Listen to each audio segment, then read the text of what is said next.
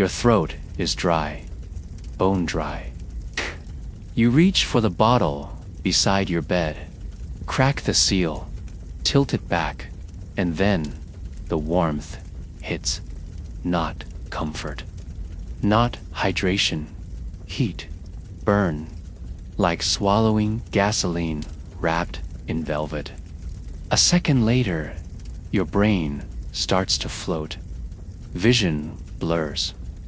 Muscles loosen. That familiar, fuzzy edge creeps in. You drop the bottle. It rolls away, sloshing, as the realization slams into your fogging mind. This wasn't liquor. That was water. Clean, filtered, bottled. And now your hands tremble. Your heartbeat stumbles. You're drunk. You're drunk from water. Outside your window, sirens scream like wounded animals. A car screeches and collides. Somewhere down the street, a woman is screaming at a traffic light that won't turn green. You try to focus, but your thoughts melt. You reach for your phone to call for help, but your fingers miss the screen. Text messages pour in, alerts, panic, warnings. It's not just your tap. It's not just your town. It's everywhere. The water has turned. It happened on a Wednesday morning in the year 2046. The day began like any other. Coffee shops opened. Commuters shuffled onto subways. Parents packed lunches. But by noon, emergency rooms were overflowing with confused, stumbling citizens. Bus drivers were crashing into street lamps. School children were vomiting in hallways. Air traffic controllers slurred their instructions. And across the globe, people were waking up drunk without ever touching a drop of alcohol. At first, the world believed it was some kind of mass poisoning, a chemical spill, a bioterror attack. But when scientists analyzed the water itself, the truth was far worse. Something had fundamentally changed in Earth's water supply. Every molecule of H2O now contained an ethanol-like compound, structurally perfect, chemically stable, and universally intoxicating. It wasn't just the taps. It was in the rivers, the lakes, the rain, the snow, even the bottled water sitting untouched in sealed warehouses. Every source, every drop, every taste made you drunk. Within 72 hours, global governments declared martial law. Transportation systems shut down. Entire cities went dark as power stations failed to operate without sober workers. Supermarkets were raided for soda, juice, and anything not made with water. People tried to hydrate with beer, wine, even blood plasma, but nothing could match the necessity of true, clean water. Humanity had always feared a world without water, but no one imagined a world where water would still flow but betray you with every sip. A world where thirst became a death sentence, not through absence, but through intoxication. This was not a drought. This was something worse. Something no society had prepared for. And now, you, the time traveler, have arrived in this cursed year. You landed just hours before the global tipping point. You have no backup, no filtration system, no way to cleanse what's already tainted. The countdown has begun. The only question is, will you die of dehydration or go mad trying to survive the thirst? You don't realize it yet, but the very first time you drink in this timeline is the last time you'll ever think clearly again. You arrive in 2046 without ceremony. The machine drops you into a quiet alley behind what looks like a converted apartment block in central Vancouver. The air is cold and dry, but clean. There is no warning siren, no signal that the world has changed. At first glance, it seems like any normal day in a modern city. Commuters rush by, heads down, clinging to half-spilled coffees and warm breakfast wraps. The sidewalks are wet from an early morning rain, and digital ads flash across storefronts, selling everything from vitamins to smart umbrellas. You glance at your reflection in the window of a pharmacy. You look out of place. Not for what you wear, but for the way you're moving. Alert, hydrated, sober. It takes only an hour before the first oddity appears. A man in a business suit collapses outside a bus stop, slurring his words and vomiting into a trash bin. Passers-by look confused, then step back, unsure if he's homeless or having a seizure. Minutes later, a woman nearby stumbles into the road, giggling hysterically and waving at traffic. A cyclist swerves to avoid her and crashes into a pole. A teenager live streaming from a boba cafe begins to cry mid-sentence, tears rolling down her cheeks as she babbles incoherently to thousands of viewers. It doesn't take long for sirens to echo through the city. Ambulances begin weaving through crowded intersections, but their drivers seem off, drifting, inconsistent, as though they are fighting off sedation. News bulletins interrupt regular programming. A wave of unexplained illness has begun spreading across multiple cities. Symptoms include confusion, dizziness, slurred speech, motor impairment, and in more severe cases, blackout, tremors, and coma.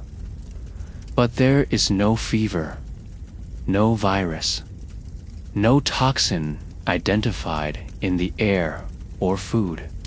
The pattern becomes unavoidable within days. It is the water, bottled, filtered, boiled, rain collected. It does not matter. Any individual who ingests more than a few ounces begins showing signs of acute alcohol intoxication, not ethanol, not something synthetic. A completely new molecular compound, unnamed, unfamiliar, yet biologically active. It mimics the neurochemical pathways of alcohol with precision, impaired cognition, and eventually poisoning. No brand or source is safe. From glacial runoff to commercial distillation, every form of drinking water becomes a slow fuse toward collapse.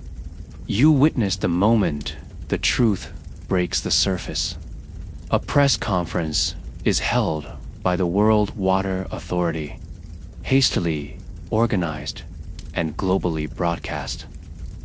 The speaker, a biochemist from New Zealand, barely holds herself together as she reads from trembling cue cards. She confirms what the world fears. The contamination is global. The compound is chemically bonded at a molecular level with water. It cannot be filtered, boiled, or distilled out.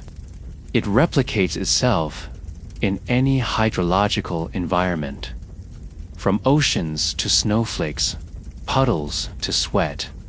The substance is spreading like a slow chemical wildfire. Within hours, panic sets in.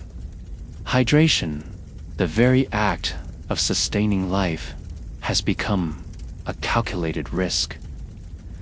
People stop drinking. Schools shut down as children begin vomiting in hallways and teachers pass out during lessons.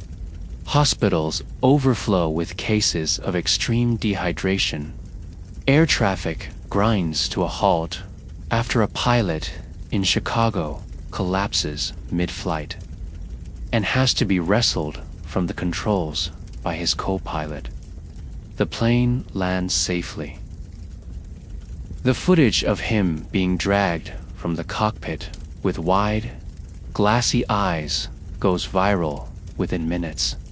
The world collectively holds its breath, but there is no airlift coming. No untask force can reverse a planetary chemical shift. Religious groups declare it a punishment for humanity's sins. Environmentalists call it Earth's final defense mechanism. Scientists, those who are still functioning, divide into two camps. One believes this is a synthetic anomaly, perhaps the result of an unknown geoengineering failure or sabotage. The other believes it is biological in origin, an untraceable microbial mutation, or perhaps a deep-sea organism rising with the changing tides. A few even whisper that it is extraterrestrial in nature. But that theory is silenced swiftly by world governments who demand unity, not hysteria. You roam through a city descending into silence. Street vendors have stopped selling drinks. Grocery stores close their beverage aisles. Police stations tape off fountains. A man is arrested for hoarding 3 pallets of sports drinks in a rented storage unit. They find him in a back room, trying to inject juice concentrate into his veins.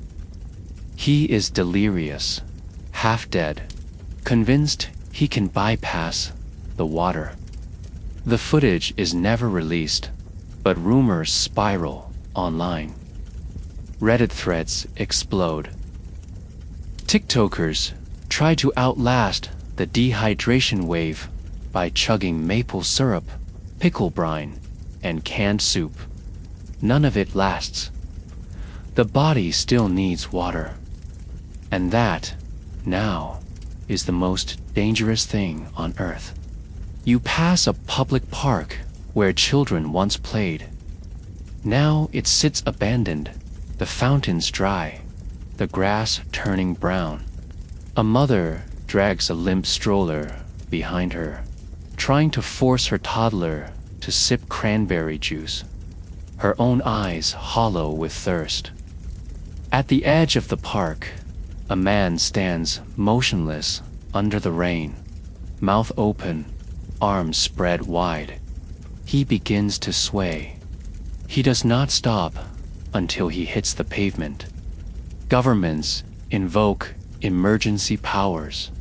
Martial law is declared in major metropolitan areas. National stockpiles of 4 fluids are rationed out to hospitals and government personnel. World leaders begin disappearing from public view, retreating into isolation or collapsing during speeches.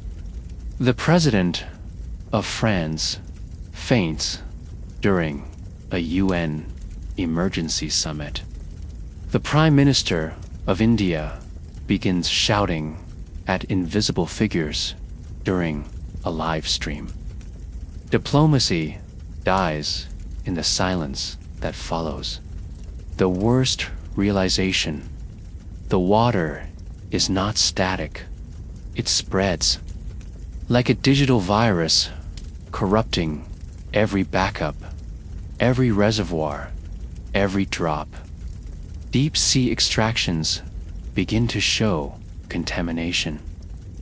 Antarctica is no longer safe. Even atmospheric condensation from artificial collectors yields the same result. Whatever is happening is planetary and irreversible. You stare up at the clouds. They are forming again. Rain is coming. You know what that means. It is not a promise of renewal, but a warning. The sky is about to offer poison again. And soon, every living thing that needs water, every human, animal, plant, will be forced to choose between starvation and madness. And so the clock begins to tick louder. The first wave of thirst has arrived, but it is not the last.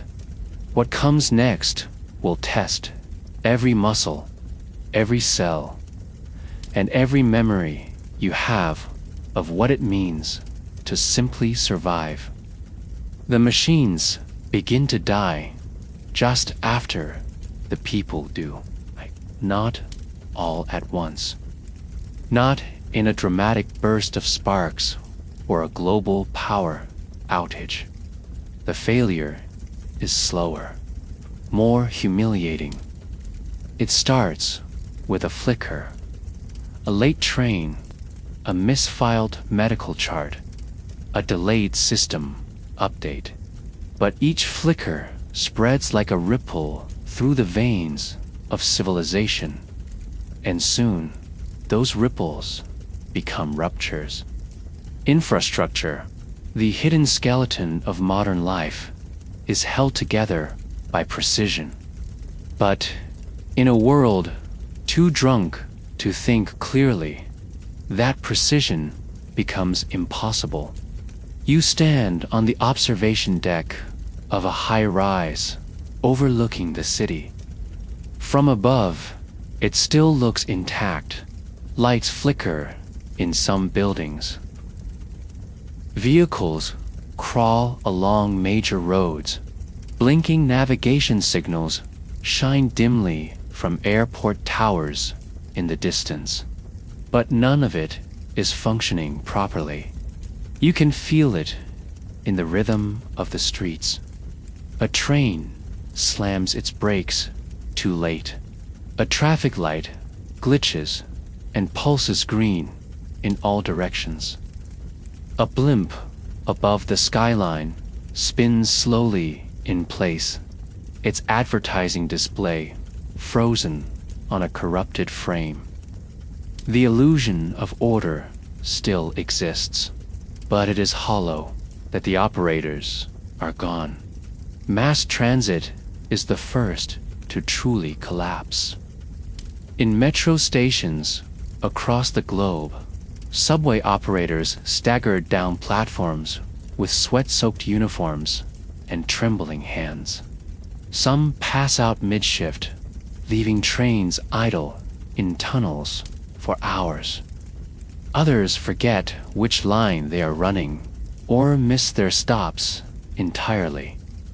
Passengers remain stuck underground, disoriented, and suffocating in unventilated cars. Multiple incidents of tunnel brawls lead to stampedes and deaths. In Tokyo, an entire line is buried when an intoxicated engineer overrides a control limit, crashing full speed into a maintenance wall. No survivors are recovered. On the surface, airports become silent cemeteries of grounded aircraft. In 1 week alone, 12 commercial flights report mid-air emergencies related to crew incapacitation. 4 of them result in crashes. In Los Angeles, a jet lands nose first on the tarmac after the pilot vomits into the control panel. The co-pilot tries to recover the descent while suffering from double vision and vertigo. The footage is never shown on the news. The government censors it to avoid widespread panic.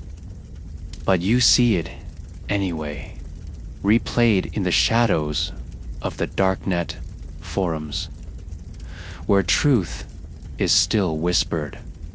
Ports choke on abandoned cargo. Some fall, crushing vehicles or toppling into the sea. Dock workers forget procedures, mix hazardous chemicals, or fall from great heights. Global supply chains freeze. Refrigerated goods rot in silent trucks.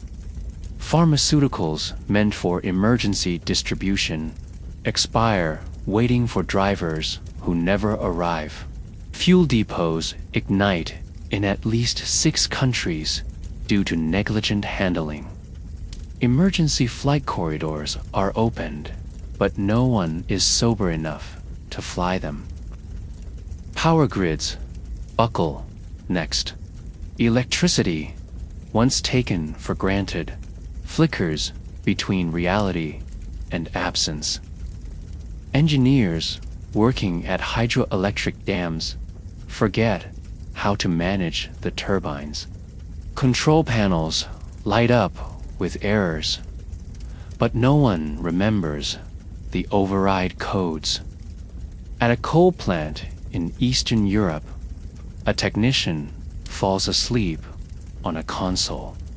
When he rolls over, he activates a sequence that overloads 3 substations, triggering a blackout across 9 cities. In New York, smart grids begin auto-regulating power distribution to households based on randomized algorithms, programmed by AI, but left unsupervised by human logic. You walk past a substation downtown. Inside, copper wires have been stolen, not for money, but out of a desperate belief that the metal may somehow purify water if boiled with it. The man who spread that theory online is now in the ICU with 3rd-degree burns and internal bleeding. You heard he drank gasoline the day before. He thought it would reset his body. Even hospitals are now tombs of technology. Life support systems beep erratically. Ventilators sputter. Monitors fail to track vital signs accurately. 4 drips, once carefully measured and calibrated, are misconnected, flooding patients with air or underdosing critical meds. Surgical robots stand idle in darkened operating rooms while patients scream from untreated pain. Medical records disappear from cloud servers due to authentication failures and corrupted logins. Patient identities are lost. A woman in London is mistakenly pronounced dead and incinerated while still breathing. By the time staff realize the error, she is already ash. Emergency services operate like a drunken symphony. Police dispatchers mishear coordinates. Firefighters crash en route to scenes. EMTs are so dehydrated, they faint while lifting patients. In one chilling incident, an entire rescue helicopter crashes into a hospital rooftop after the pilot begins hallucinating mid-flight. The explosion levels 3 floors. 17 people die. Survivors blame the lack of safety checks, but the checks were performed.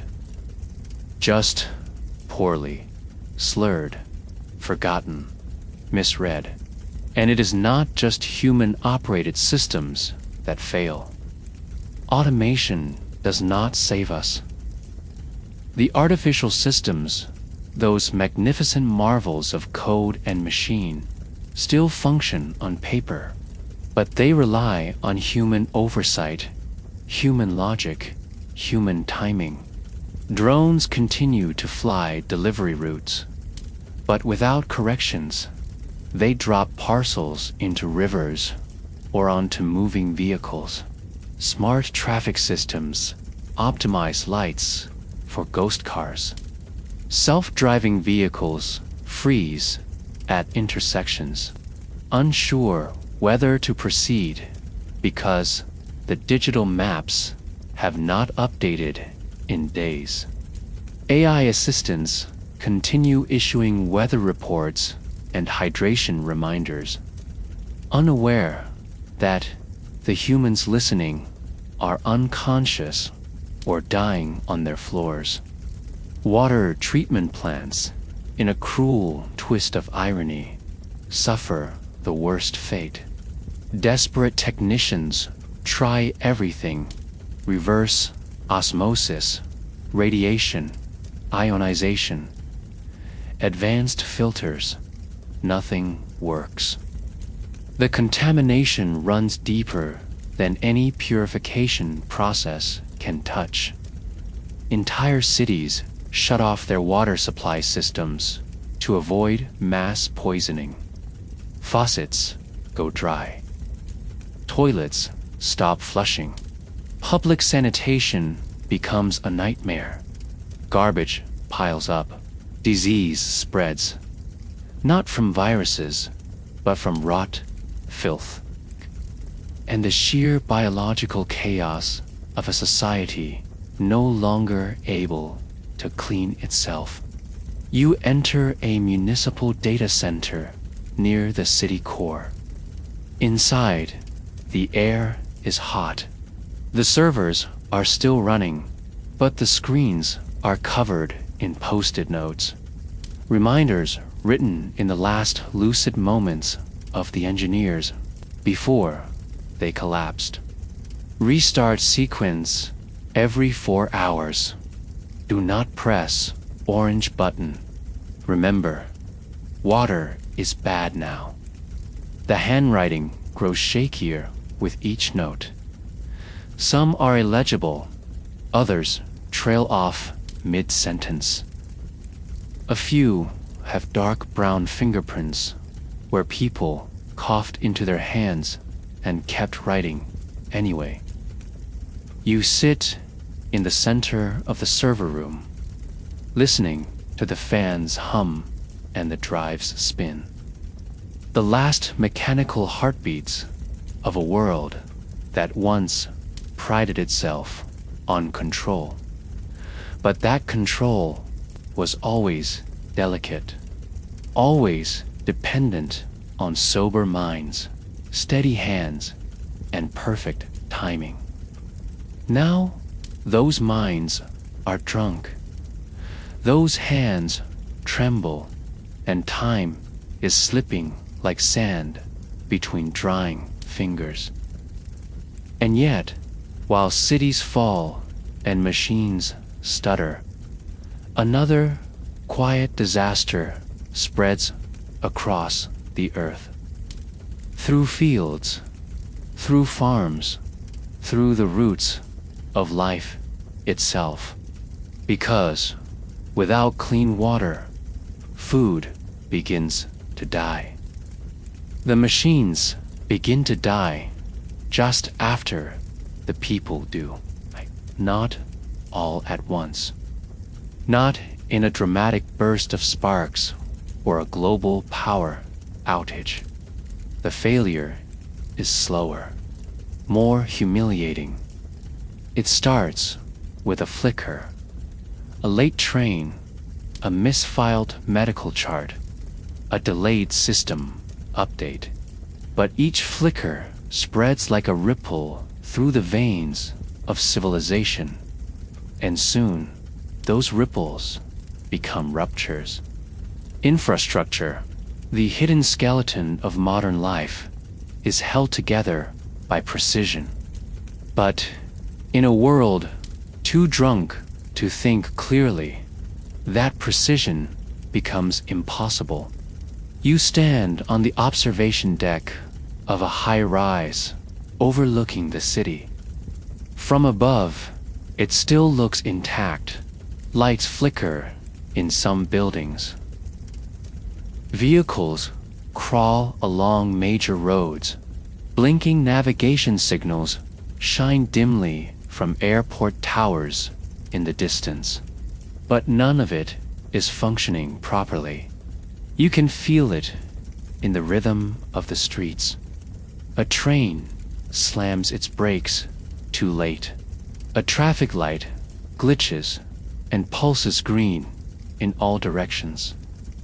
A blimp above the skyline spins slowly in place, its advertising display frozen on a corrupted frame. The illusion of order still exists, but it is hollow that the operators are gone. Mass transit is the first to truly collapse. In metro stations across the globe, subway operators staggered down platforms with sweat-soaked uniforms and trembling hands. Some pass out mid-shift, leaving trains idle in tunnels for hours. Others forget which line they are running or miss their stops entirely. Passengers remain stuck underground, disoriented, and suffocating in unventilated cars. Multiple incidents of tunnel brawls lead to stampedes and deaths. In Tokyo, an entire line is buried when an intoxicated engineer overrides a control limit, crashing full speed into a maintenance wall. No survivors are recovered. On the surface, airports become silent cemeteries of grounded aircraft. In 1 week alone, 12 commercial flights report mid-air emergencies related to crew incapacitation. 4 of them result in crashes. In Los Angeles, a jet lands nose first on the tarmac after the pilot vomits into the control panel. The co-pilot tries to recover the descent while suffering from double vision and vertigo. The footage is never shown on the news. The government censors it to avoid widespread panic. But you see it anyway, replayed in the shadows of the darknet forums, where truth is still whispered. Ports choke on abandoned cargo. Some fall, crushing vehicles or toppling into the sea. Dock workers forget procedures, mix hazardous chemicals, or fall from great heights. Global supply chains freeze. Refrigerated goods rot in silent trucks. Pharmaceuticals meant for emergency distribution expire waiting for drivers who never arrive.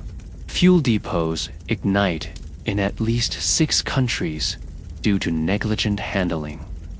Emergency flight corridors are opened, but no one is sober enough to fly them.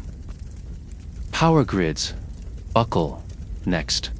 Electricity, once taken for granted, flickers between reality and absence.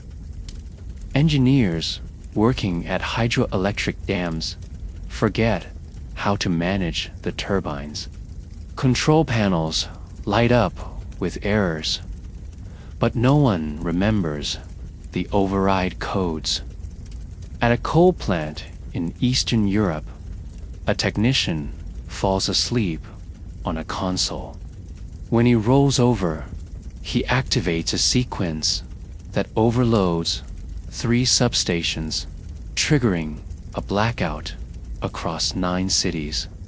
In New York, smart grids begin auto-regulating power distribution to households based on randomized algorithms, programmed by AI, but left unsupervised by human logic.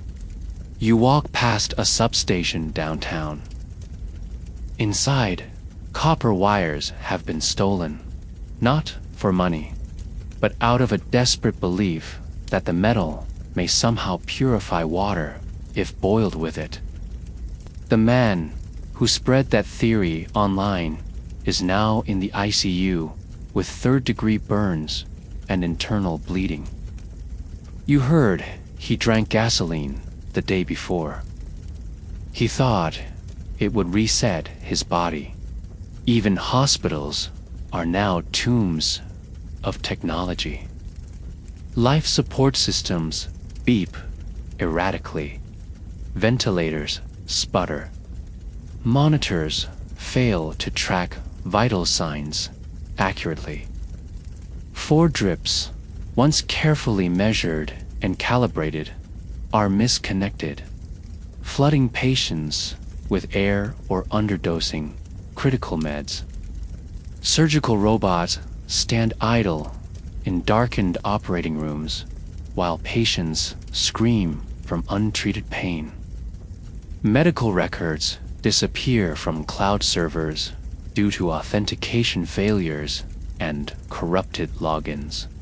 Patient identities are lost.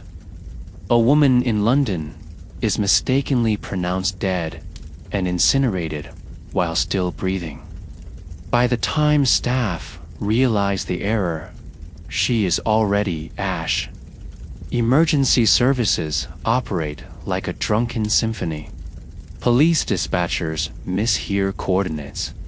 Firefighters crash en route to scenes. EMTs are so dehydrated they faint while lifting patients. In one chilling incident, an entire rescue helicopter crashes into a hospital rooftop after the pilot begins hallucinating mid-flight. The explosion levels 3 floors. 17 people die. Survivors blame the lack of safety checks, but the checks were performed just poorly, slurred, forgotten, misread. And it is not just human-operated systems that fail. Automation does not save us. The artificial systems, those magnificent marvels of code and machine, still function on paper, but they rely on human oversight, human logic, human timing. Drones continue to fly delivery routes, but without corrections, they drop parcels into rivers or onto moving vehicles. Smart traffic systems optimize lights for ghost cars. Self-driving vehicles freeze at intersections, unsure whether to proceed because the digital maps have not updated in days. AI assistants continue issuing weather reports and hydration reminders, unaware that the humans listening are unconscious or dying on their floors. Water treatment plants in a cruel twist of irony, suffer the worst fate. Desperate technicians try everything: reverse osmosis, radiation, ionization, advanced filters. Nothing works. The contamination runs deeper than any purification process can touch. Entire cities shut off their water supply systems to avoid mass poisoning. Faucets go dry. Toilets stop flushing. Public sanitation becomes a nightmare. Garbage piles up. Disease spreads, not from viruses, but from rot, filth, and the sheer biological chaos of a society no longer able to clean itself. You enter a municipal data center near the city core. Inside, the air is hot. The servers are still running, but the screens are covered in post-it notes, reminders written in the last lucid moments of the engineers before they collapsed. Restart sequence every 4 hours. Do not press orange button. Remember, water is bad now. The handwriting grows shakier with each note. Some are illegible, others trail off mid-sentence. A few have dark brown fingerprints where people coughed into their hands and kept writing anyway. You sit in the center of the server room, listening to the fans hum and the drives spin. The last mechanical heartbeats of a world that once prided itself on control. But that control was always delicate, always dependent on sober minds, steady hands, and perfect timing. Now, those minds are drunk. Those hands tremble, and time is slipping like sand between drying fingers. And yet, while cities fall and machines stutter, another quiet disaster spreads across the earth. Through fields, through farms, through the roots of life itself. Because without clean water, food begins to die. The death of agriculture does not begin with screaming or fire. It begins with silence, an unnatural stillness rolling across the world's farmlands, orchards, and greenhouses. Crops that once rustled in the wind now sag, their leaves curling inward like dying hands. The soil, once dark and rich with life, begins to dry and crack, and then the smell changes. The crisp, earthy scent of growing things is replaced by something sour, something fermented, something wrong. You walk through the remains of a vineyard in Northern California. The vines hang limp, their fruit bloated and overripe. Not with juice, but with something else. You pluck a grape and squeeze. It explodes between your fingers, releasing a sharp, stinging aroma. Not sweetness, not juice, but alcohol. The plant, like all living things, absorbed the only water available. And that water carried with it the molecular curse. The grapevine is now a factory for poison. The farmer who owned this land hanged himself 3 days ago. His body still swings in the barn, as brittle as the dying leaves outside. Across the globe, the story is the same. Rice paddies in Southeast Asia dry up as the water becomes too toxic to support photosynthesis. Wheat fields in North America collapse into brittle forests of yellowed stalks. In Africa, maize withers before the ears can mature. Cattle collapse near poisoned troughs, their tongues swollen and eyes glassy. Birds fall from the sky after drinking rain pooled in rusted gutters. Bees vanish entirely. Their hives collapse, their pollination routes broken by confusion and toxicity. Entire ecosystems buckle and crack. Desalination plants, once a symbol of human triumph over scarcity, now produce only more tainted water. The ocean itself is no longer neutral. Waves that crash against the shore now carry trace amounts of the intoxicant. Marine biologists call it aquagenic ethanol syndrome. They discover fish swimming in erratic patterns. Coral reefs begin bleaching in irregular patches. Jellyfish pulse sluggishly. Dolphins, intelligent enough to recognize something is wrong, beach themselves in record numbers. Whales follow. In South America, an emergency task force tries to sustain agricultural output by switching irrigation to artificial hydration systems using sealed drink reserves. The experiment fails within 2 weeks. The cost is astronomical and the yield minimal.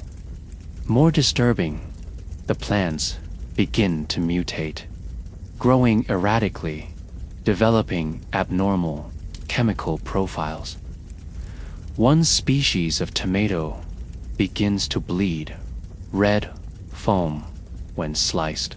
A species of corn exudes a vapor that causes hallucinations.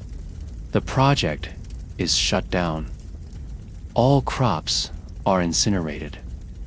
You arrive at a farming commune in rural Germany where desperate families have turned to hydroponics. Their greenhouse glows under purple LEDs, a strange sci-fi aura against the fog. Inside, the people are hollowed out, working quietly, mechanically. They are using soda instead of water. The plants, genetically modified to tolerate sugar, grow, but poorly. The leaves are sticky. The fruit is bitter. Some begin to ferment on the vine. One man shows you a lettuce head that smells like vodka. He laughs, then cries, then laughs again. No one speaks after that. Supply chains collapse under the strain. Food no longer moves across borders. Nations close their ports to preserve what little they have.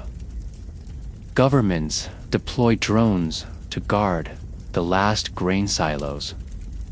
Riots erupt in cities as canned goods vanish. Refrigerated foods spoil in powerless supermarkets.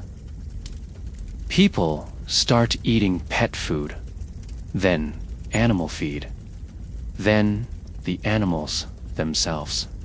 Dogs and cats vanish from city streets. Pigeons are hunted with slingshots.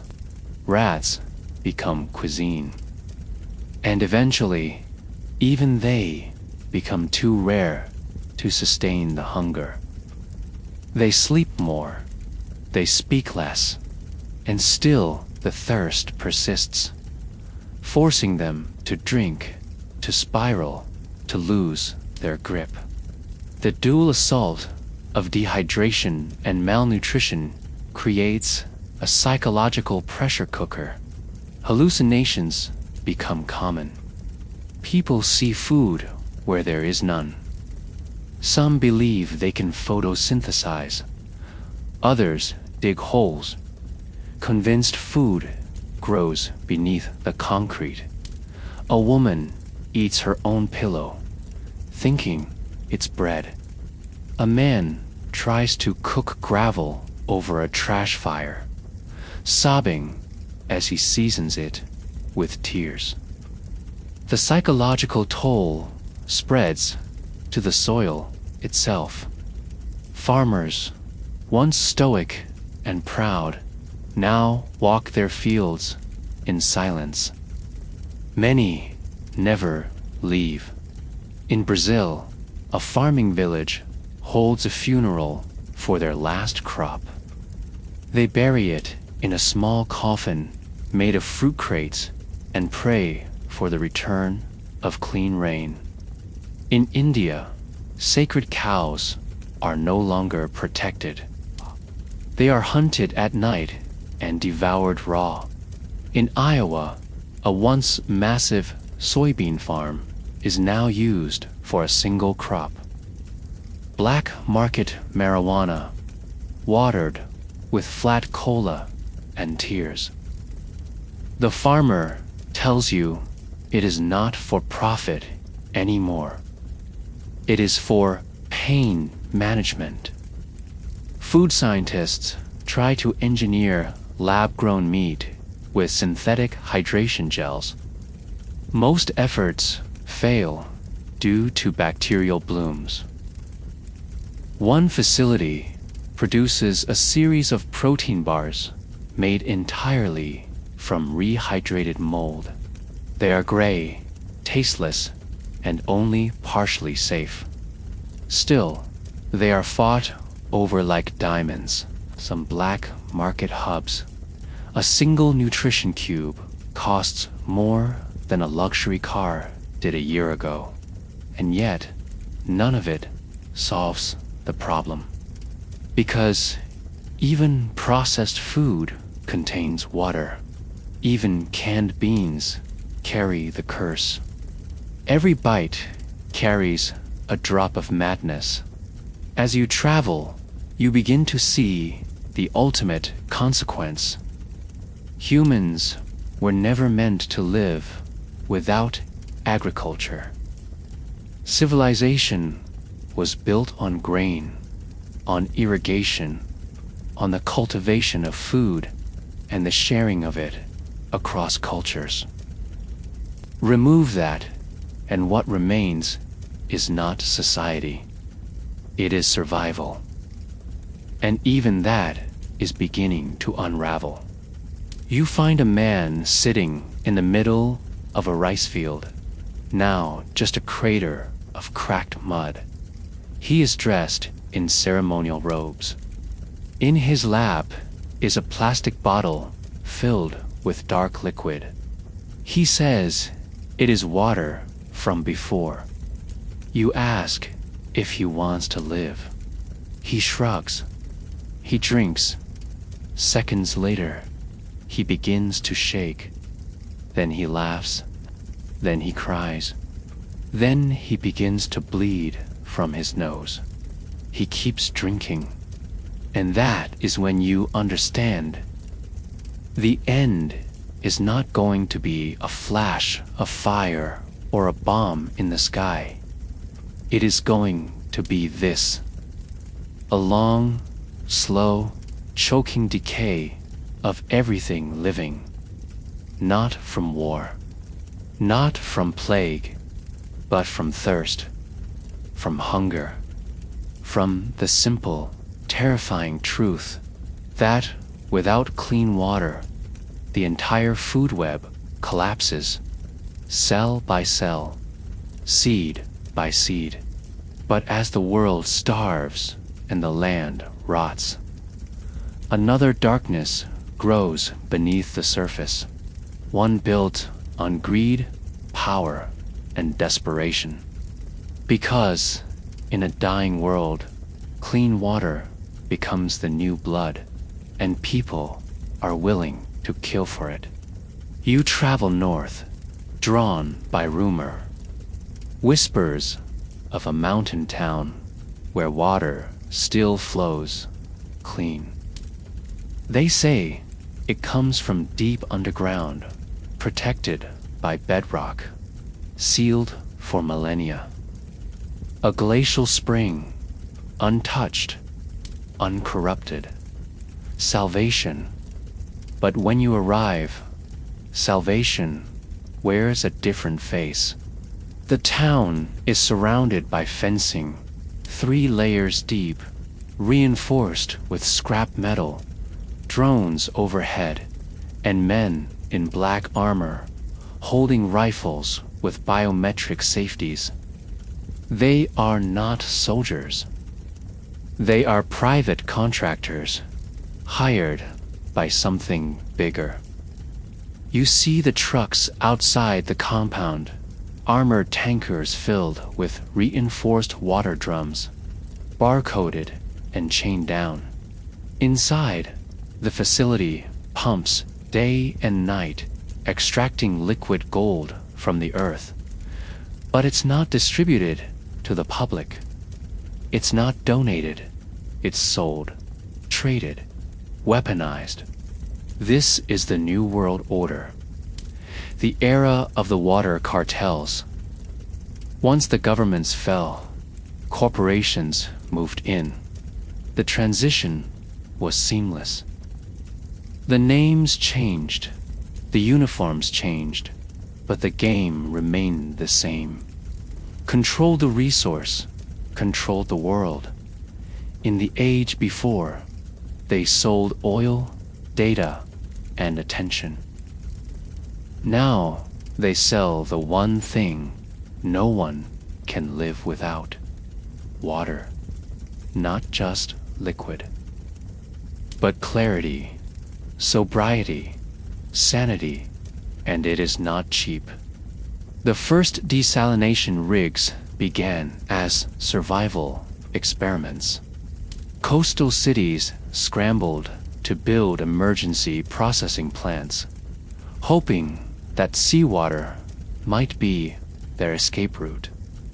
But desalination required energy, infrastructure, and a workforce that could no longer think straight. Within weeks, most public plants had collapsed. Valves misaligned, filters clogged, salt back flowed into storage tanks. What few systems remained operational were seized by private interests, mining conglomerates, biotech firms, black budget divisions of extinct governments. Now, the water flows, but only to those who can pay.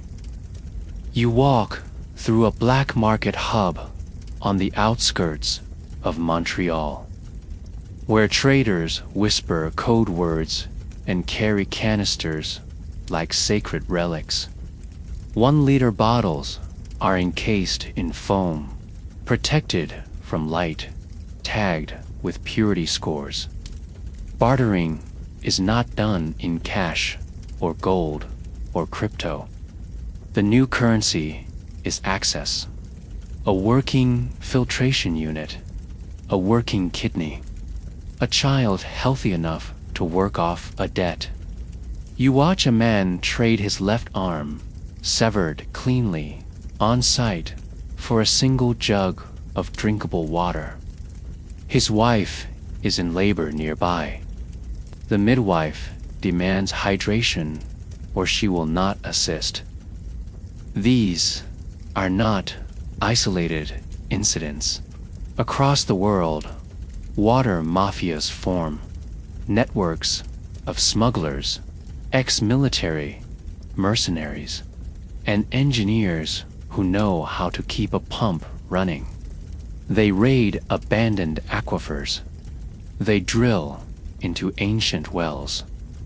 They comb through mountain ranges with seismic scanners, hunting for untouched reservoirs.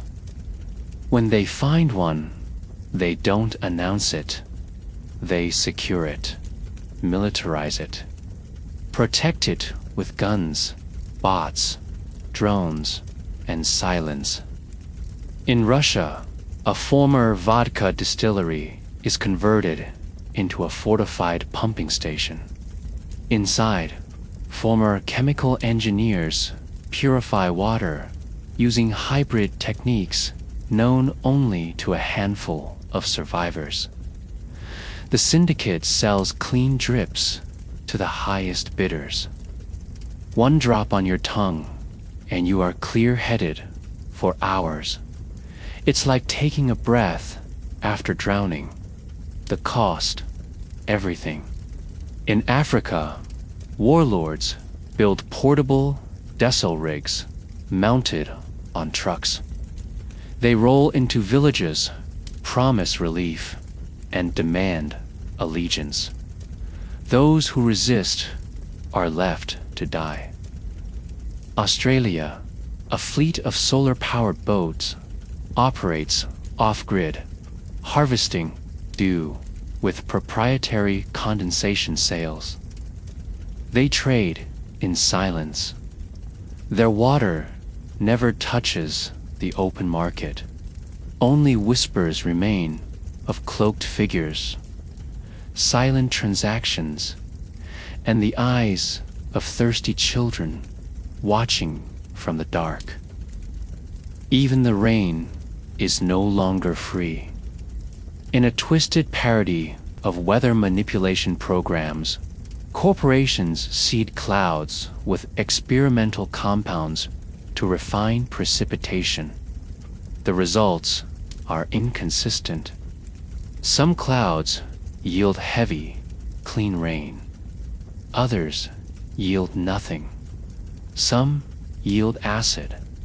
But in desperation, people build catchment systems anyway, rigging rooftops with funnels and pipes, filtering water through carbon, charcoal, prayer, and hope. The cartels see this as theft. In some regions, harvesting your own rain is punishable by death. Underground cities begin to form, literal and digital. On the darknet, encrypted maps are passed like treasure. They reveal the location of rumored springs, hidden tunnels, bunkers sealed since the Cold War. You see one such map. It leads to a glacier fragment lodged deep in an Alaskan ravine. 300 people arrive before you do. Only 20 survive the stampede. The water is already gone. Desperation leads to innovation. Some attempt to extract moisture from the air using machines cobbled together from dehumidifiers and radiators. Others drink the blood of animals. A few even try human blood. You find an abandoned apartment where someone built a primitive distillation rig from glass bottles and copper piping. The notes beside it detail a method to extract hydration from breath. The author's last entry reads, "It works, but not fast enough. Tell my sister I tried." You begin to feel it again, that dryness in your throat, the ache behind your eyes, the tightness in your chest. You know you must find clean water soon, not just to survive, but to stay sane. You have seen what happens to those who drink tainted water too long. The mind begins to fold in on itself. First, confusion, then fear, then hallucination. And that is what the cartels count on. The more you suffer, the more desperate you become. The more desperate you are, the more you'll pay. You meet a man named Duma at a market in what used to be Denver. He's missing 3 fingers and 1 eye. He offers you a bottle, 300 milliliters of verified clean water. He says he got it from the Rockies. You ask him what it cost. He stares at the ground and says everything. Then he limps away. This is the new rule. If you want to drink, you must bleed. But even the ones who can pay are not safe, because long-term exposure to the poisoned water does not just hurt the body. It begins to break the mind, and no amount of clean water can undo what comes next. At first, the effects of the contaminated water resemble ordinary intoxication. Blurred vision, delayed reflexes, slurred speech. It fools people into thinking this is just another substance crisis, like alcohol, or opioids, or synthetic stimulants. But this illusion fades quickly, because this is not intoxication. This is a neurological hijacking. And after weeks of exposure, it becomes irreversible. You visit a recovery center in what was once a rehabilitation hospital. It now houses the chronically water-damaged, those who have not gone a single day without contaminated hydration. They lie on mats, strapped down, convulsing in rhythmic spasms. Nurses, those few still functioning, whisper reassurances that never seem to reach the patient's ears. One woman screams for a daughter who died 5 years ago. A man bangs his head against the floor repeatedly, muttering coordinates in a long-forgotten naval code. Another simply sits motionless, staring at his reflection in a shattered television. His mouth opening and closing like a fish. The compound in the water targets the same neural pathways as alcohol, but at a far higher affinity. With repeated ingestion, it begins to rewire the brain's chemical equilibrium. Neurotransmitter levels crash. Dopamine feedback loops short circuit.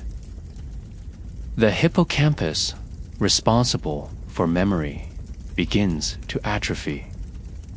The prefrontal cortex, the seat of logic and reason, dulls like a corroded blade. Emotional regulation collapses. Impulse control vanishes. Fear, euphoria, rage, grief, all appear in rapid, uncontrollable succession.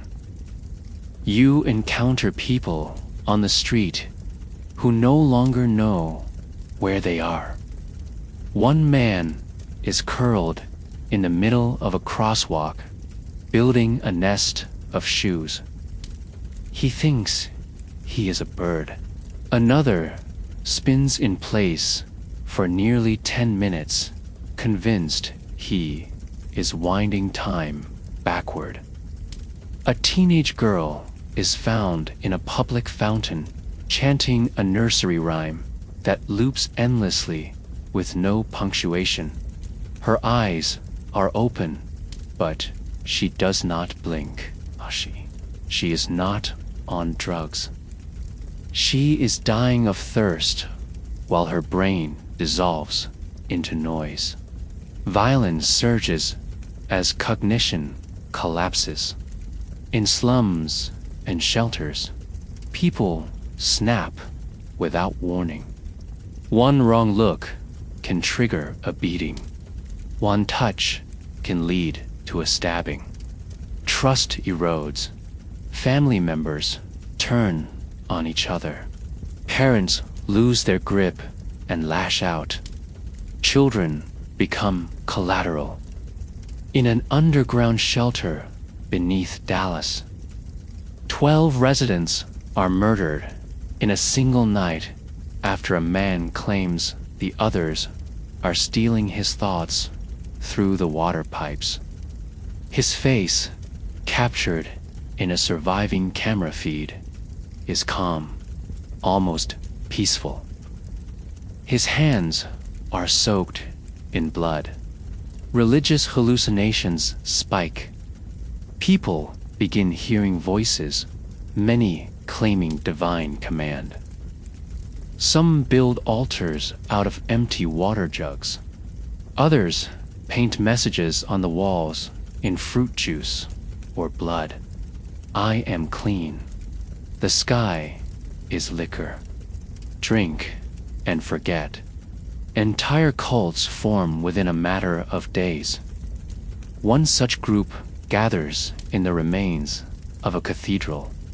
They believe salvation comes only through complete saturation, drinking until the soul disconnects from the body. You watch as they pass around a jug of rainwater, trembling with joy. 3 die before your eyes. No one stops them. The line between sleep and waking begins to dissolve. Dreams invade daylight. People wander the streets speaking to imaginary figures. Some run from invisible beasts. Others claim to see angels, demons, ancestors, or future versions of themselves. A man in Nevada insists he can smell time. A woman in Paris reports seeing her mother's funeral every time she blinks. Neurologists try to map the changes, but brain scans become unreadable after prolonged exposure. It's as if the mind stops being a stable construct and becomes something floating. More disturbing is the fact that even clean water cannot always undo the damage. Survivors who manage to detox physically often remain mentally fractured.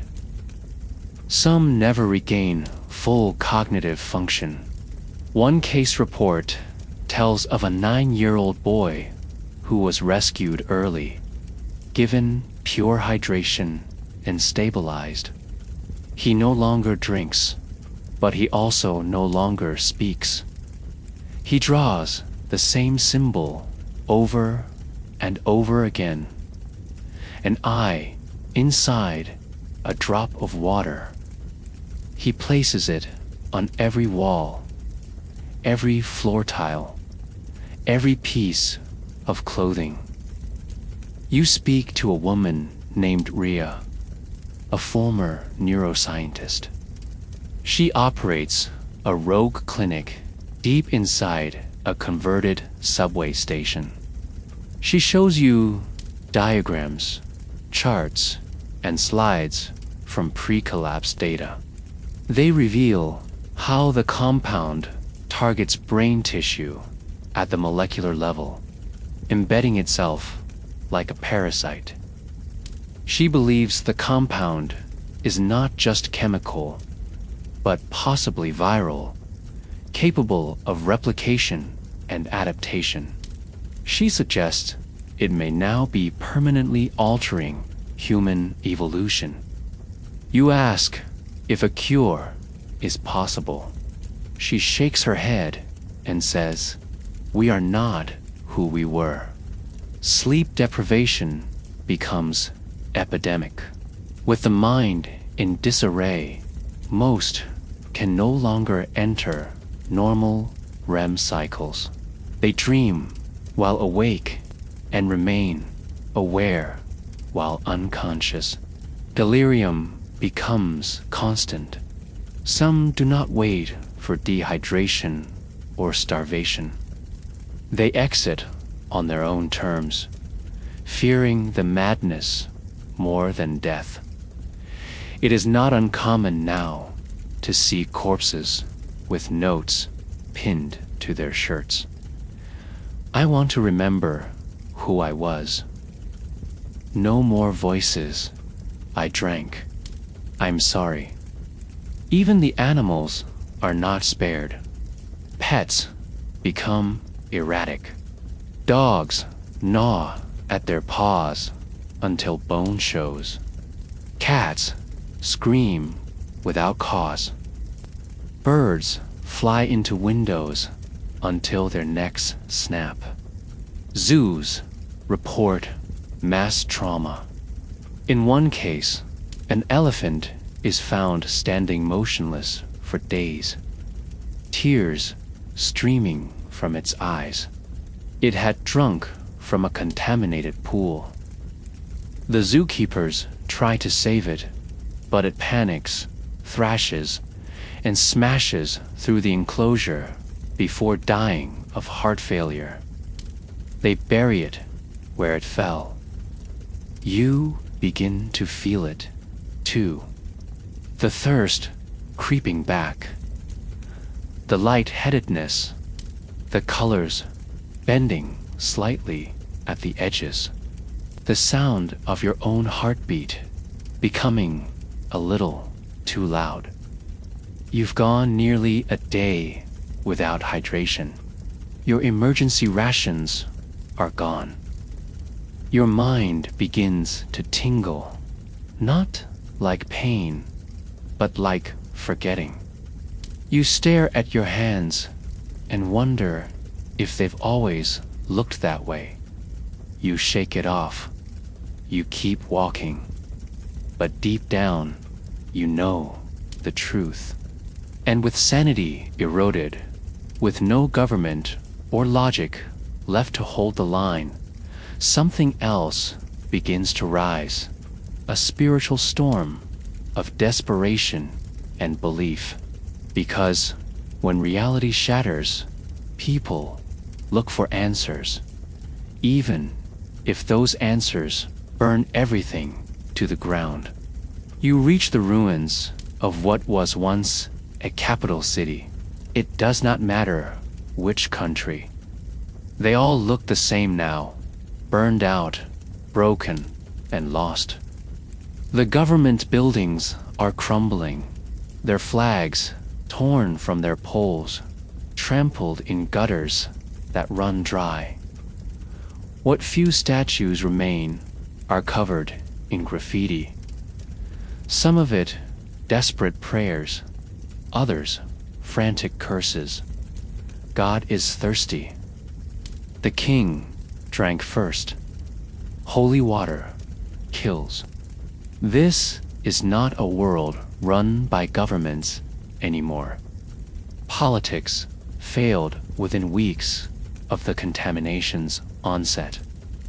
The lie of control was exposed when even the highest officials were caught drunk on their podiums, their eyes glassy, their words slurred, their handlers panicking behind them. When ministers began collapsing mid-broadcast and security details passed out in the halls of parliaments, the people understood there was no one coming to save them. And when people lose faith in leadership, they look higher, or lower, or inward. What rises in that vacuum is not always holy. not always rational, and almost never merciful. Religion fragments under the strain. Mainstream faiths attempt to maintain order, offering comfort and ritual to parched congregations. But soon, even the most devout realize their doctrines were written in a world where water was clean, symbolic, and safe. Rituals involving purification, baptism, and sacrament are abandoned after multiple ceremonies end in seizures and death. Holy water becomes taboo. Churches are burned. Temples are stormed. Synagogues and mosques close their doors, not out of fear, but out of defeat. In their place rise newer, hungrier cults, movements built on thirst, madness, and the illusion of hope. You encounter a group calling themselves the drinkers of light, who believe the sun must be worshipped because it alone evaporates the poisoned waters and purifies the air. They wear mirrored visors, chant in ultraviolet frequencies, and sacrifice bottles of clean liquid under black lights, believing the vapor will carry prayers to the upper atmosphere. Others go darker. A faction known as the Parched preaches that thirst is holy and suffering is a sacred test. They believe hydration is a sin and that to die dry is to ascend. They walk barefoot through the streets, covered in dust. Their tongues thick and gray, speaking in hoarse riddles. They kidnap children and force them to recite the dehydration creed before allowing them food. Some are buried alive with nothing but a cracked canteen in their hands.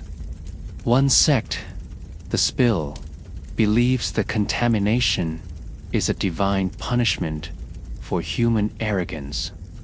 They travel in packs, pouring clean water into the ground wherever they find it, chanting, "Let it return to the earth." In their wake, desperate civilians cry and scream, watching salvation soak into dry soil. Even science is not immune. The last surviving scientists are split. Some lock themselves in underground labs, obsessively trying to decode the water compound, working around the clock without speaking. Without sleep, surrounded by the bones of their colleagues. Others give up entirely and turn to mystical solutions, magnetic alignment, sound-based purification, ritualistic filtration using sacred geometry. They call it quantum hydration. It doesn't work, but the belief spreads like wildfire.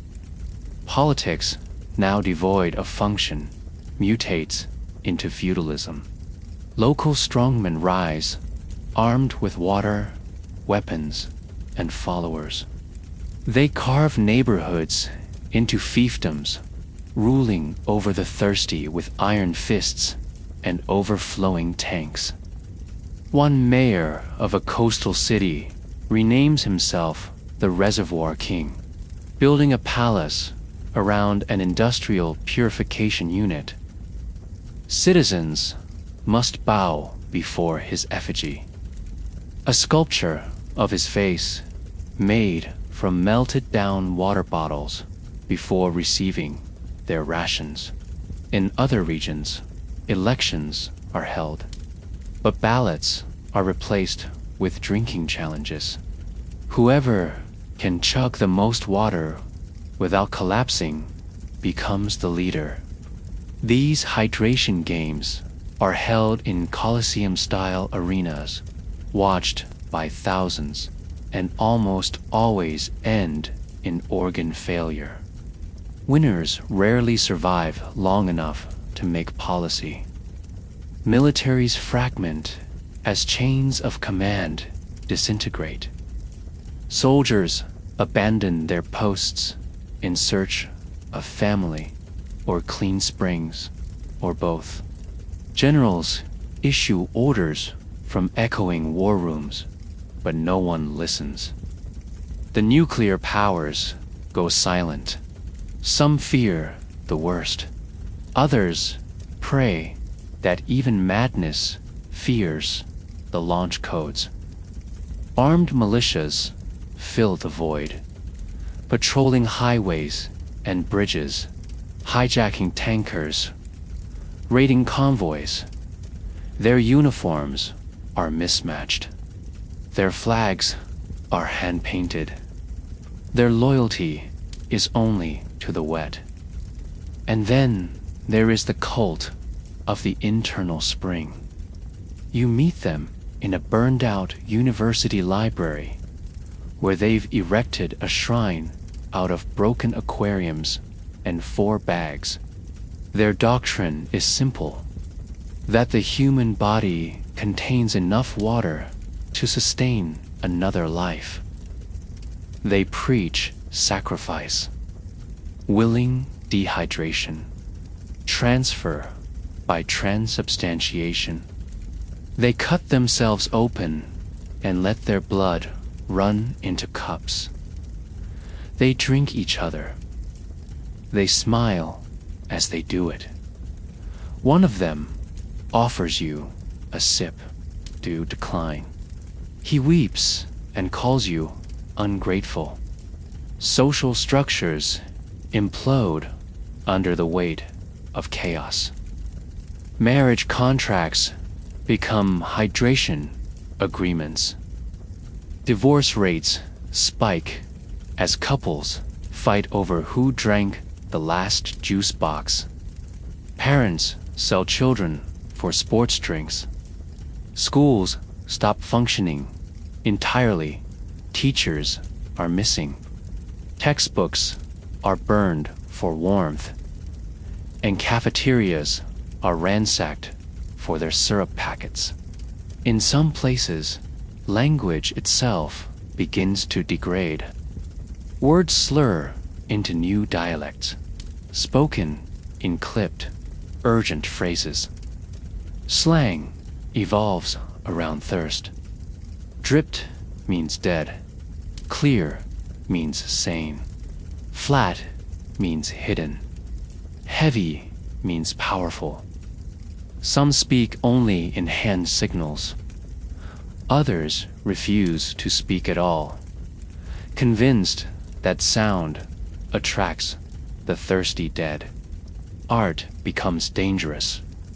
Music with too much emotion triggers seizures in the weak. Paintings of water are banned. Books about rain are burned. Film is replaced with loops of static or quiet images of deserts. In some pockets of the world, the mere act of imagining water is illegal. To fantasize is to destabilize.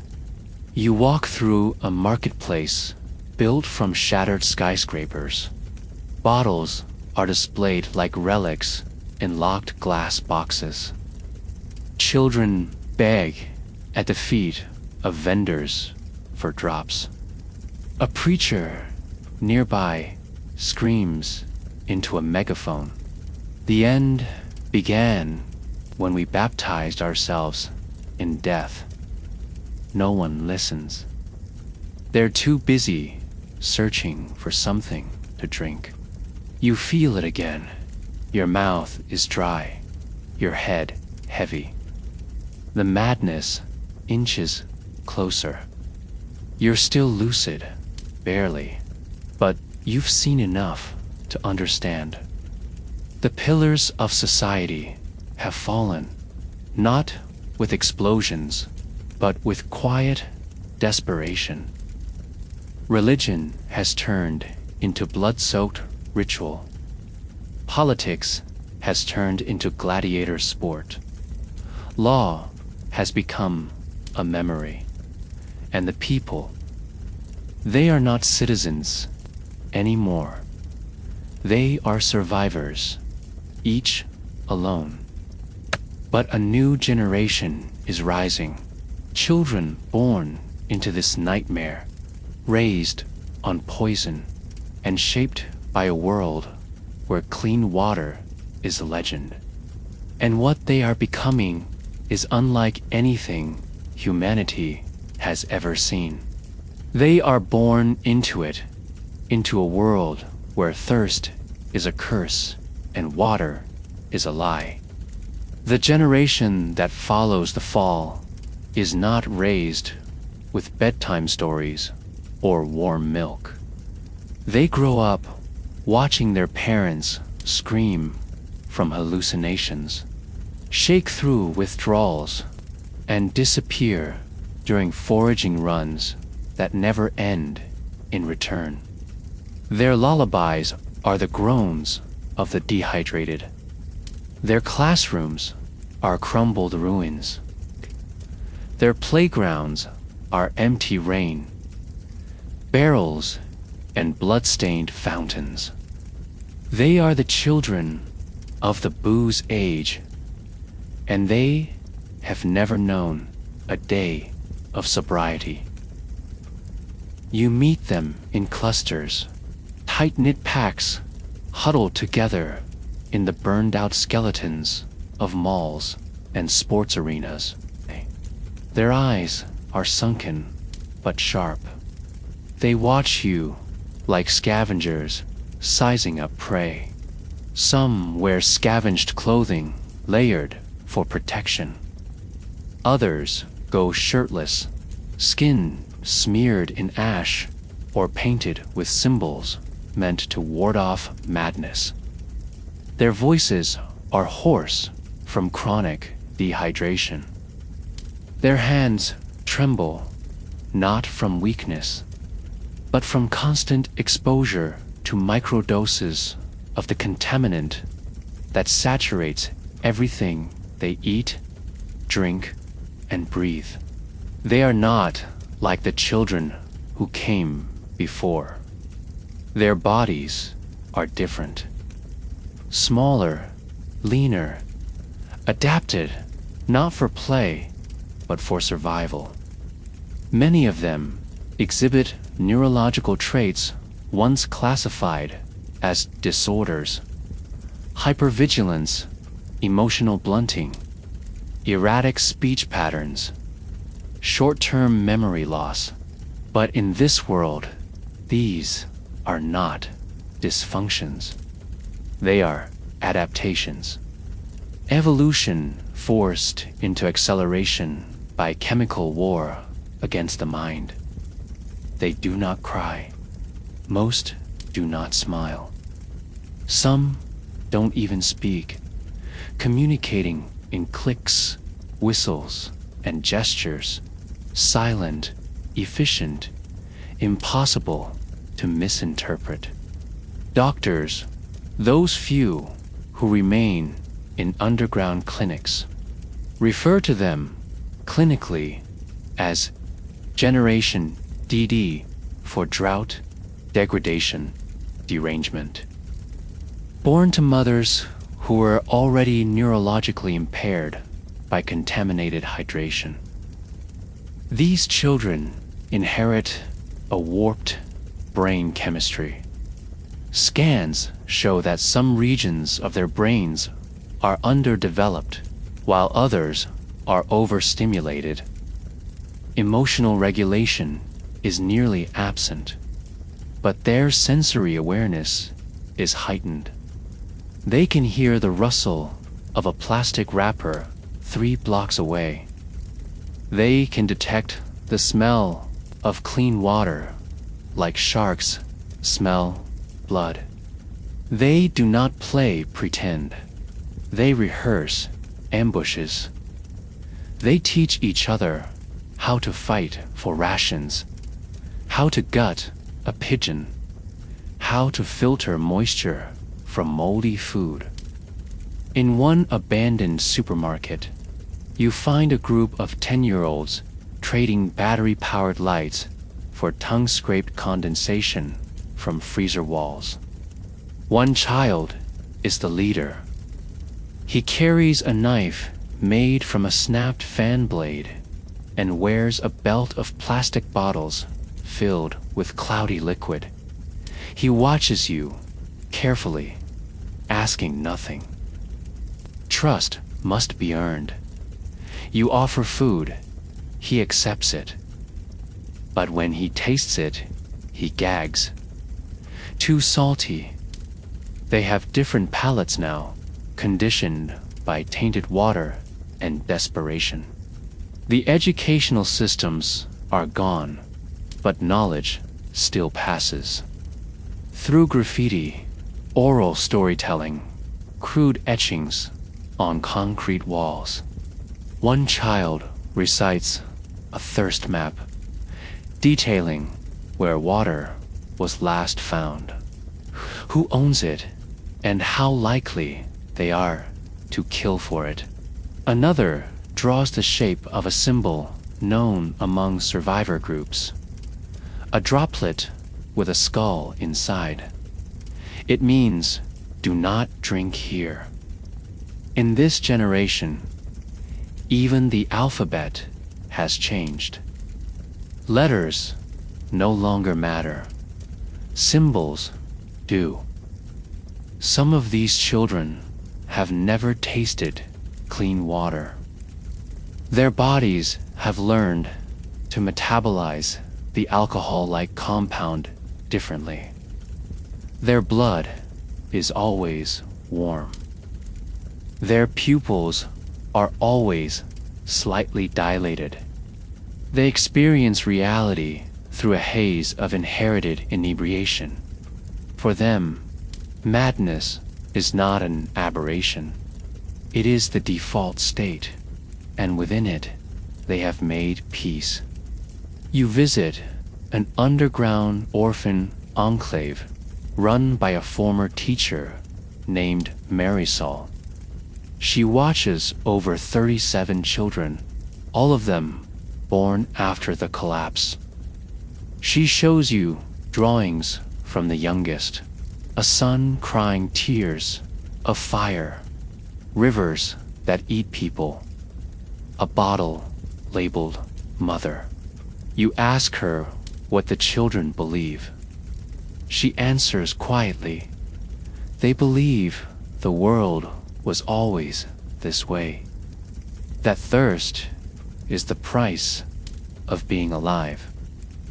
She points to one boy, maybe 7 years old, sitting in the corner, spinning an empty water bottle like a prayer wheel. He believes if he spins it enough, the water will come back. Genetic deformities are common. Some are born blind. Others with webbed fingers or translucent skin. A few with fused teeth and narrow jaws. There is no consensus on why. Some believe it is due to contaminated amniotic fluid. Others say it is divine punishment. Still others suggest the contaminant is not just changing the brain, but rewriting human DNA entirely. There are whispers of a village in Siberia where the children are born with second eyelids and eyes that shimmer blue in the dark. No footage exists, but the rumors persist. The cruelty of their world shapes them early. They are not immune to violence. They are defined by it. Older children often dominate the younger, teaching them harsh lessons through beatings. Forced dehydration trials or ritualized endurance contests. In one settlement, children are thrown into the dry pit, a sunken room without food or water for 12 hours. The survivors are allowed to lead the next mission. The ones who break are left behind. But there is also resilience. You witness a child share her last sip of filtered soda with her brother, refusing to drink it herself. You watch as a small group of kids builds a trap to catch falling condensation from a broken pipe, giggling for the first time in days when it works. They are not soulless. They are simply pragmatic. They know the world will not forgive softness. But they also know the only hope left is each other. And so they begin to form new tribes, not just for survival, but for culture. They sing songs built from guttural rhythms and hand claps. They tell each other legends of the before time, stories passed down from dying elders.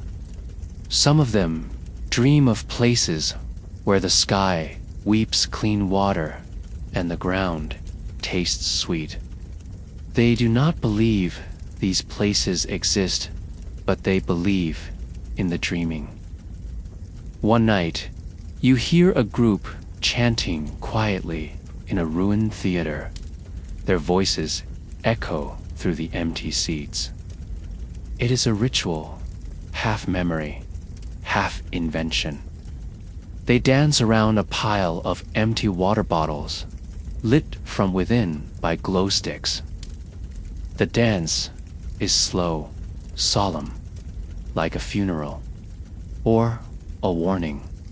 These children will inherit the earth, not because they are strong, but because they are all that remains. And when they come of age, they will shape a world without memory of hydration, compassion, or sobriety.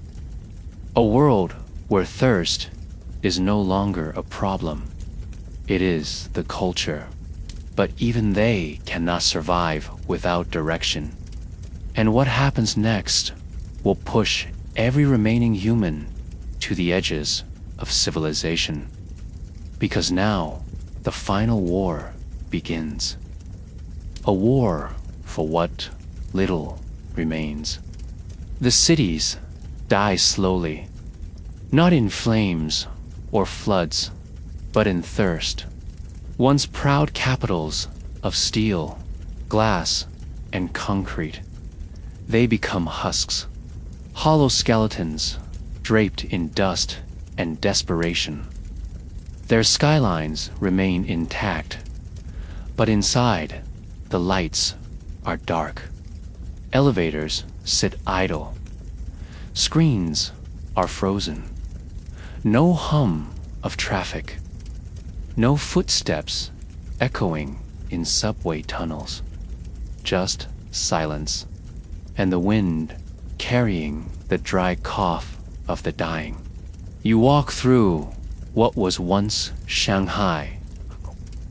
Skyscrapers loom overhead, cracked windows reflecting the sun like broken mirrors. The Huangpu River still winds through the city's belly, but no one goes near it. The water is thick now, chemically potent and biologically violent. Rats that drink from it convulse and die within minutes. Stray dogs lap it up and go blind. The few humans who tried, there are no second attempts. Their bodies float along the banks, bloated, blistered, and empty-eyed. Across the globe, the same pattern repeats. Cities become traps. Their plumbing systems dry out. Their hydration infrastructure collapses. Every faucet becomes a grave. Entire blocks are boarded shut, marked with symbols to indicate where deaths occurred. Empty, gone, don't open. Malls are stripped bare, not just of goods, but of copper, piping, aluminum ceiling tiles. Anything that can be repurposed into a still or filter. The air smells of burnt plastic and rotting cardboard. The only survivors left are those too stubborn to leave or too weak to run. But others do run. Millions migrate, first by foot, then by any means they can. Convoys of exodus spiral outward from collapsing cities, like veins from a dying heart. People flee toward rumors, mountains, ice, cold, anywhere untouched. Because there is only one place left where clean water may still exist. The glaciers, the great frozen fortresses of the world, Greenland, Antarctica, the Himalayas, the Andes, become beacons of salvation. But salvation in this world is not free. It must be taken. And so the last wars begin, not over land, ideology, or borders, but over ice. You arrive at the outskirts of a new settlement carved into the base of the Andes. Refugees, thousands strong, have built a city from canvas, scrap metal, and desperation. Tents form a grid around a narrow mountain stream that still flows clear, just barely. Armed guards in camouflage patrol the banks. Every drop is counted. There are rules. No one drinks without registering. No one carries water outside the perimeter. Children are tested daily for signs of contamination. If they fail, they're exiled. Fights break out hourly. People come from every direction, dragging sleds, backpacks, even bathtubs in makeshift carts, hoping to fill them and escape. But the supply is finite. Fights turn to riots, riots to firefights, and soon the mountain echoes not with birdsong or breeze, but with gunfire and screaming. Nations that no longer function still dispatch military remnants to claim these water-rich zones. In Greenland, what remains of the Canadian and European forces clash in a bitter standoff over a glacial channel that runs through the bedrock. They fight not for conquest, but for control of filtration, infrastructure, and access roads. Satellite images show flashes of infrared signatures in icy tunnels. The ground above is scorched. No press, no reports, just silence. Private companies arrive too, backed by mercenaries and massive funding from hidden offshore accounts. Their logos are printed on armored snowcats and mobile desalination rigs. One faction, known only as Cure Corp, deploys drone fleets to scan ice fields and harvest slabs of compacted snow. They store it in pressurized vaults, ship it by air to black market hubs, and sell it in melted form. $10,000 per liter. Entire communities form around the base of these water wars. Families mine the ice with pickaxes, risking avalanches, cracks, and theft. They sleep in sleeping bags beside generators, listening for the sound of inbound helicopters. They call it chasing the melt. Every morning, they climb higher as the lowland reserves are already gone. Many never return. Some fall. Some are taken by others. Some simply vanish into the snow. You speak to an old man who has lived on the glacier edge for months. His eyes are red, his lips purple from the cold. He shows you a necklace made of icicles, refrozen daily from condensation. He calls it his faith. He says the glacier is alive and that those who take too much will anger it. He warns you not to drink too fast. You ask him if he's seen violence. He laughs and points to the valley below, where the smoke rises. What thirst looks like when it turns into war. In the Himalayas, entire villages are wiped out in a single night as armed groups storm ice caverns and detonate charges to seal them off. In Antarctica, research bases go silent, either overtaken or abandoned. Drones reveal bodies half buried in the snow, their rifles frozen to their hands. In Alaska, the final American water convoy disappears en route to a rumored aquifer. No signals, no survivors.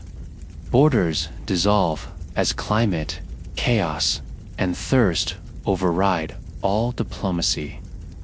Nations cease to matter. Ethnicities, alliances, flags, they are replaced by one dividing line. Those who have clean water and those who do not. In this world, that is the only citizenship that matters. And as the glaciers shrink under the weight of war, of industry, and of climate, the end becomes inevitable. One by one, the great frozen fortresses begin to collapse. Not through sudden melt, but through slow bleed, harvested drop by drop, carved block by block, until they are hollowed out and left to crumble. Satellite footage shows what used to be the Patagonian ice fields, now black with ash and stained with blood. What was once the third largest ice reserve on Earth is now a battleground of smoke and silence. You reach the edge of a glacial cliff and look out across a landscape carved by desperation. You see figures below, small, ragged silhouettes hauling tanks up the ice like ants dragging food across a battlefield. They are not coming for peace. They are coming for the last drops. There is no diplomacy left, only thirst. And in this final era, when the land is barren, the mind shattered, and the ice all but gone, only one choice remains: die dry or drink and disappear. Either way, extinction is not coming. It is already here. There is no single moment when humanity dies. No bomb, no plague, no final broadcast.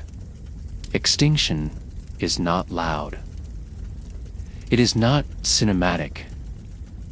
It comes as a quiet decision made by billions, some consciously, others without realizing it. When the cost of survival outweighs the meaning of continuing, the world does not end with fire or ice. It ends in thirst, in madness, and in the silence that follows when the last hydrated mind fades into delirium.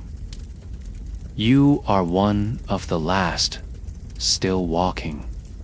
Not because you are strong or lucky or chosen, but because your hydration tablet has stretched further than expected. Your body runs on the edge of collapse. Your mind flickers. You know time is short, but you push forward anyway. For what? You do not know. Hope has become a superstition. You move because stopping means facing the truth. There is no return. The cities are empty now. Not bombed, not burned. Just hollow. Curtains flutter in broken windows. Stores sit untouched, their shelves still bare. Vehicles are parked askew, some with doors left open, others with skeletons in the driver's seat, buckled in for a trip they never finished. Dogs wander the streets, too weak to bark. Birds have stopped singing. Even the flies are gone. Nature, too, is dying. Forests, starved of rain, collapse inward. Lakes are toxic, covered in slick films of ethanol, slick algae. Rivers run not red, but yellow and slow, like the veins of a dying world. Clouds form, but never break. When it does rain, the water burns your skin. Plants curl in protest. Animals foam at the mouth and fall where they stand. Some humans still try to live.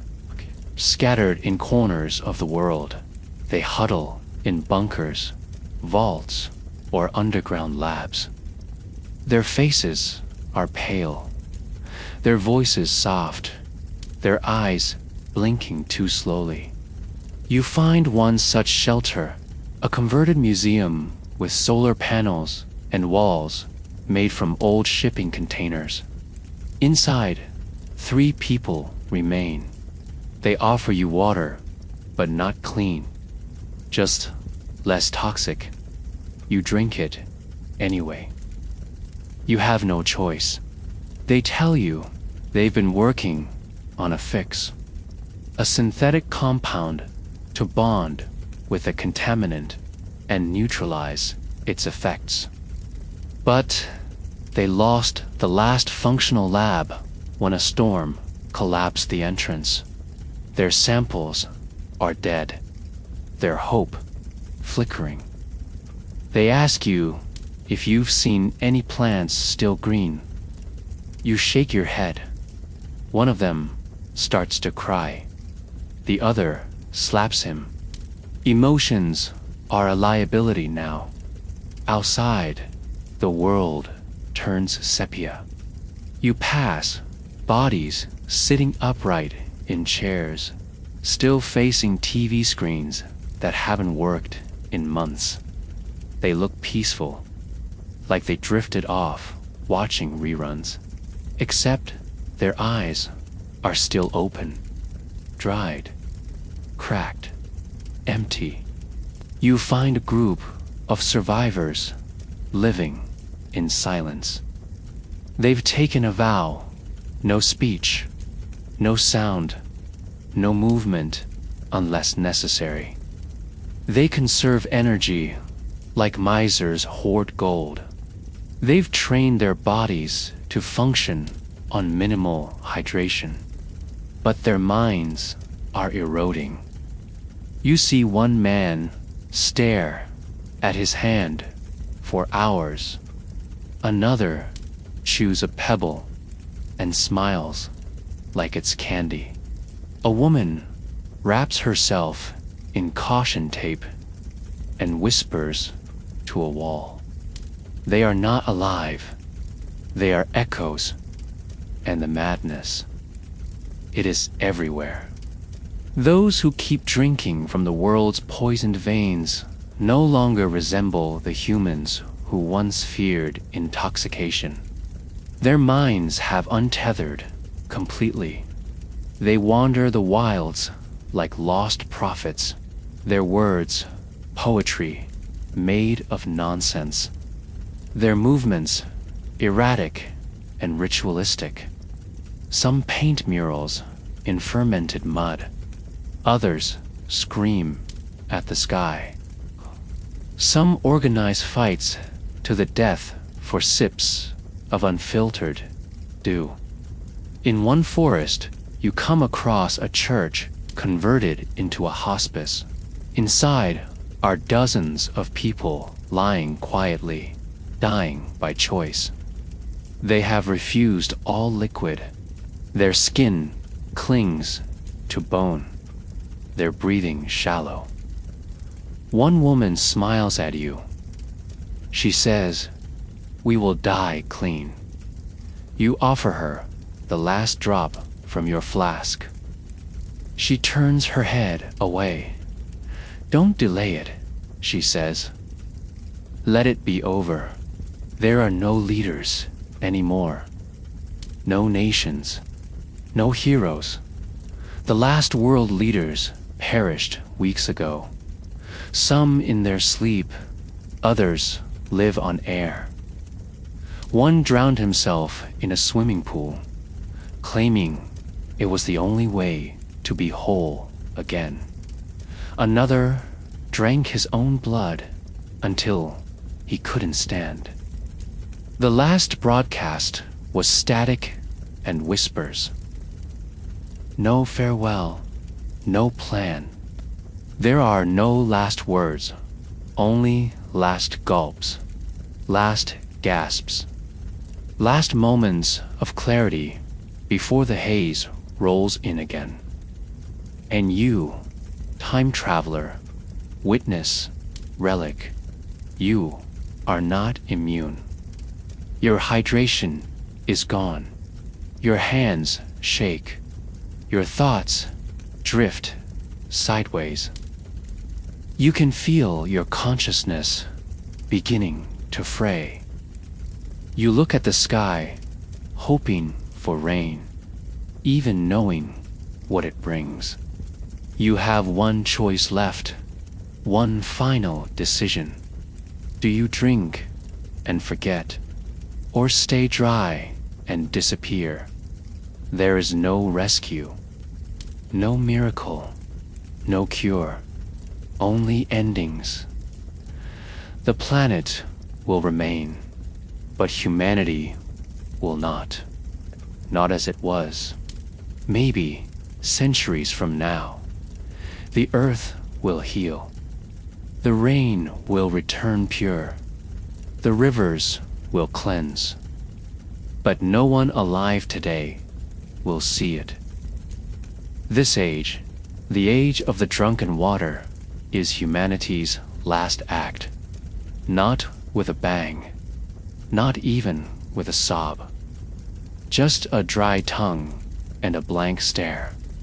And if someone, someday, finds this world frozen in its last delirium, they will ask, what happened here? And the answer will be carved into the land itself.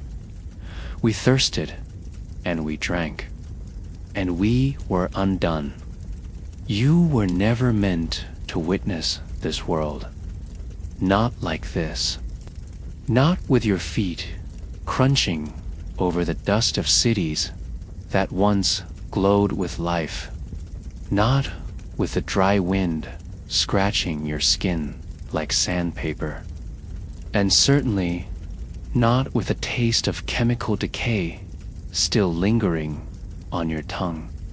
This is a future built not on fire or war or plague, but on something simpler, quieter, and infinitely more cruel.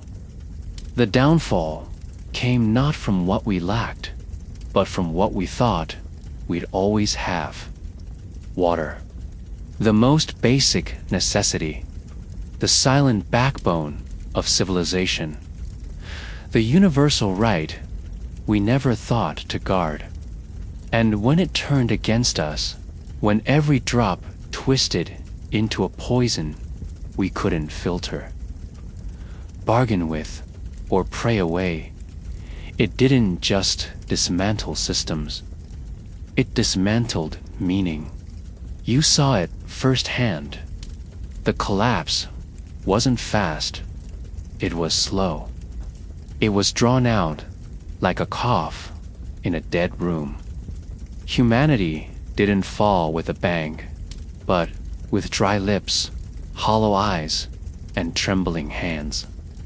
Governments withered, religions cracked, science splintered. Families turned on each other for single mouthfuls, and even then, thirst was only half the terror. The other half, the worse half, was what the poisoned water did to the mind. It stripped people of themselves. It erased logic, rewrote memory, broke language. It stole not just health or life, but identity. Until all that was left was a shell, speaking nonsense, painting warnings in blood. Drinking until the final flicker went out. What you've witnessed here is not just extinction. It's erasure. Civilization turned inside out. All the noise, the invention, the culture, the wars, the peace, the mistakes, the music, all of it drowned in a liquid we could not stop drinking. The earth did not end. It continued spinning. The sky still burned. The oceans still surged, but without us. Not because we vanished in fire or frost, but because we simply could not survive the one thing we were made of. So if you return to your time, if your lips find water again that's clean, clear, and tasteless, pause before you drink, not in fear, but in awareness. Because this version of the future wasn't shaped by violence or evil.